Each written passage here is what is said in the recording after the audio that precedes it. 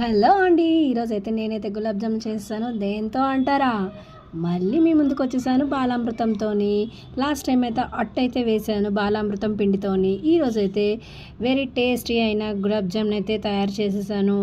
ముందుగా అయితే ఒక కప్పుడు పిండిని అయితే తీసుకొని దాన్ని మిక్సీలో పట్టేసి మెత్తగా చేసుకొని అందులో అయితే 3 స్పూన్లు మైదా పిండిని అయితే వేసుకొని ఒక గ్లాస్ పాలతోనైతే వాటిని మెత్తగా కలుపుకున్నానండి. పిండి ఎంత మెత్తగా ఉంటే అంత మంచిగా మనకి గులాబ్ జాములు అనేవి వస్తాయి.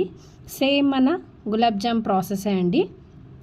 ఈలోగా వీటిని ఉండలు చుట్టుకొని పక్కన పాకం పెట్టేసి అందులో లైట్గా ఒక్క చిటికెడంతా ఇలాచీ పౌడర్ని అయితే వేసేసుకొని పాకాన్ని అయితే రెడీ చేసి పెట్టుకున్నాను. ఈలోగా వీటిని అయితే ఆయిల్లో ఫ్రై చేసిన ఈ గులాబ్ జాములను అయితే అందులో అయితే వేసేసానండి. ఇంకెందుకు ఆలస్యం, మనకి నోరూరించే గులాబ్ జామ్ రెడీ అయిపోయింది.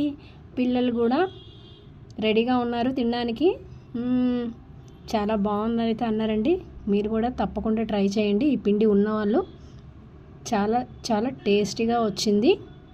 మీరు కూడా ట్రై చేయండి. నచ్చితే లైక్ చేయండి, షేర్ చేయండి, సబ్స్క్రైబ్ చేయండి, కామెంట్ కూడా చేయండి, మర్చిపోకండి.